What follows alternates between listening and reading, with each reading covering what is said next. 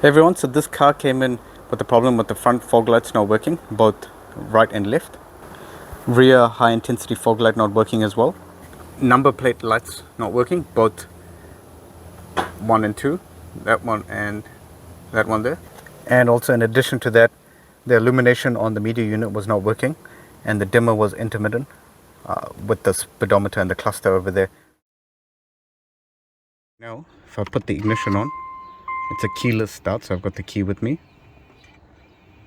So basically, if I put on the fog lights and now go to park, or even put the lights on, there's no indicator. So if I go to this setting here, which is turning on the rear fog light,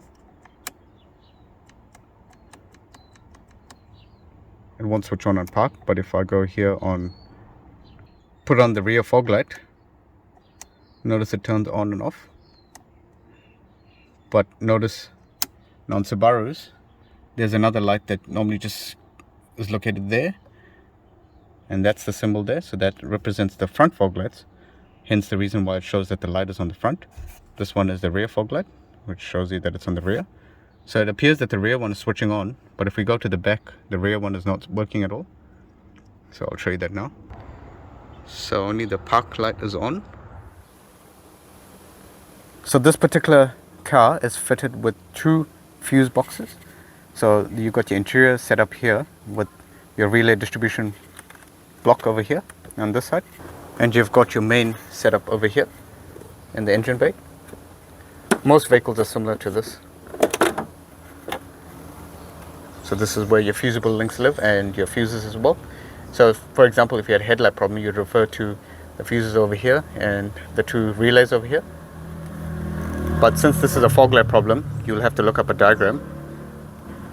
And in this particular case, both the fuse and the relays for the fog lights and the illumination, including the number plate lights, are located in this vicinity over here. So if we look at the fuse diagram over here, which is normally located here, as soon as you pull out this holder, depends on whatever car you have, they generally have something similar. So the fuse we're interested in is the fog light fuse here, which is fuse number 29, 15 amp fuse. So with just a basic test light, I'll be using that so as anyone can get access to one of these. I won't be using the more expensive logic probes or something similar. Just with one of these test lamps, you can get in there and check the fuse. This is one way of checking the fuse. So you can say this part of the fuse lights up, this part of the fuse lights up. That indicates that this fuse is good and it's not blown. So I went through and checked the fuses, and I found that this one here, number 16, was blown. So how you pull it out easily, you can use a set of nose pliers, or if your car has the factory fitted tool, you can also use that. So upon pulling out that fuse, I found that it was blown. So if you look at the way it's blown over here, it's worth mentioning, if you don't have a test light or something similar, you can go ahead and pull out an individual fuse. For example, if I want to pull out that fog light fuse, I just get in there with my nose pliers, grip the fuse, and just pull it out. You saw me test it before and you know it was fine. So now if you have a look at it, that's how you identify if a fuse is okay or not.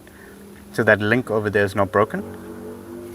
This is the blown one, and as you can see, the link is opened. If I put them side by side, you can see the clear difference. So that's how you identify if a fuse is blown and if a fuse is okay. So if you don't have any specialist tool, just go ahead and pull each individual fuse and just check it like I showed you. That's by far the easiest way. Or even if you're stuck on the road, that's again one of the easiest ways you can check the fuses. So after finding this blown fuse, I went ahead and replaced it. I put another 10 amp fuse in there and turned the lights on. So as soon as I turned the lights on, the indicator came on, but then this fuse blew straight away. That immediately indicates that there's a fault or there's a dead short somewhere. So positive is shorting straight to negative or ground. So after finding this fuse, which was number 16, which was blown, I pulled up a wiring diagram just to identify where the circuit was. I found that this 10 amp fuse powers the control side of the relay. So if you don't have access to wiring diagrams, what I recommend you could do is, you know the fault, so we know that the fog lights were not working. We know that the number plate lights are not working, so the easiest thing to do in this scenario is to go to the back and pull out the lights.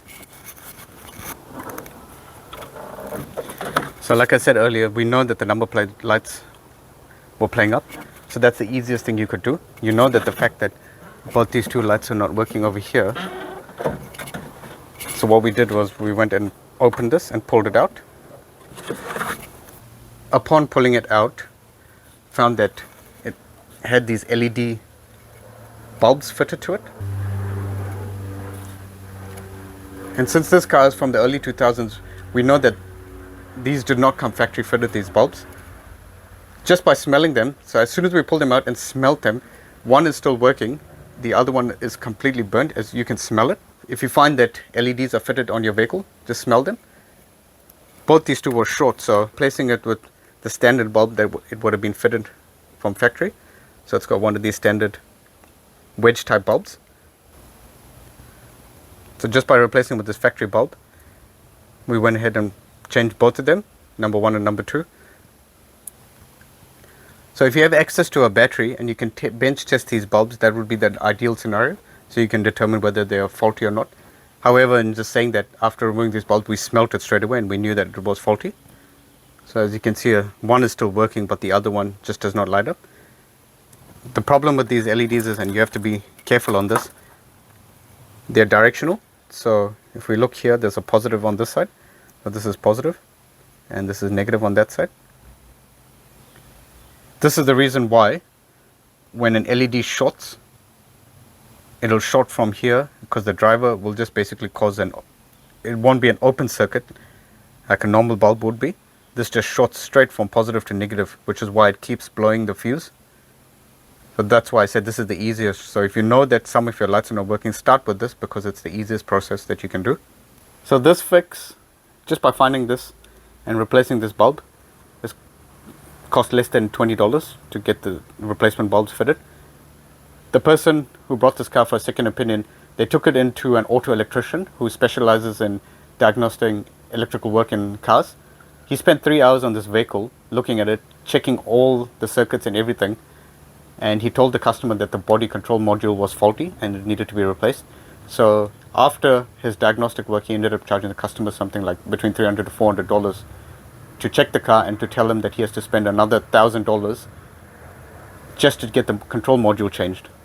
So the person didn't feel comfortable with that initial diagnostic work, so he brought it in for a second opinion. He told me what the auto electrician or the specialist had found, but the thing is, you can never go off, so I never go off what someone else has tested on a vehicle, because you never know if that is a accurate diagnostic work. So you always start from scratch, like I showed you.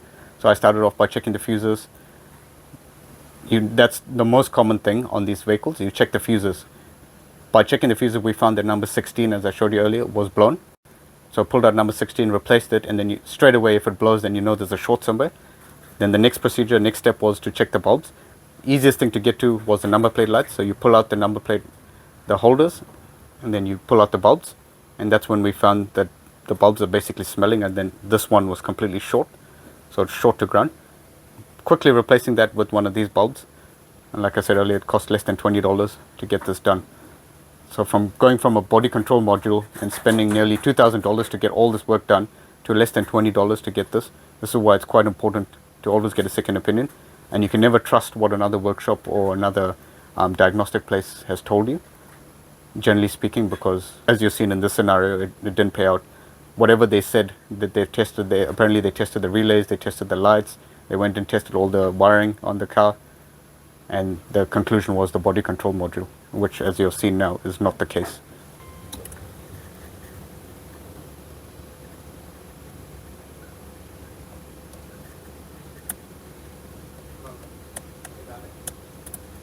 So as you just saw, the instrument cluster, the fog light would not switch on.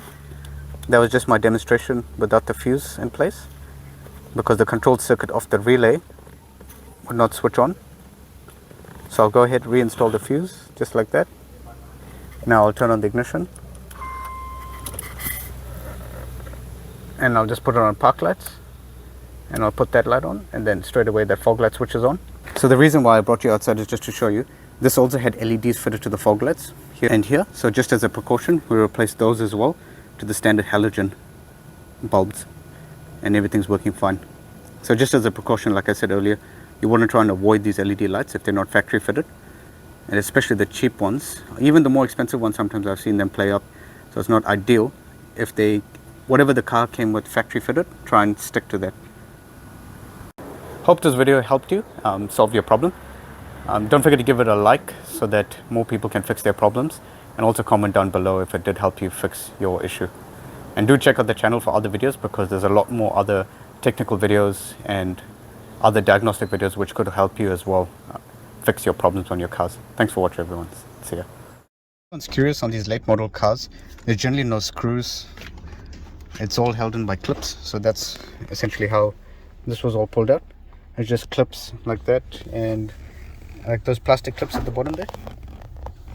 Just in case anyone's curious, because we're going to be reinstalling this. So all you have to do is lift it up here, slot the clips into the holders, and then just push it in place.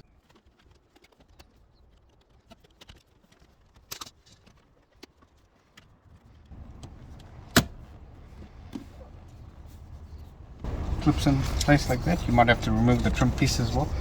And that just clips in here. This trim piece just goes in here. So that's all, essentially how all these modern cars are set up. They just clipped in place, and now just put the bottom panel back on.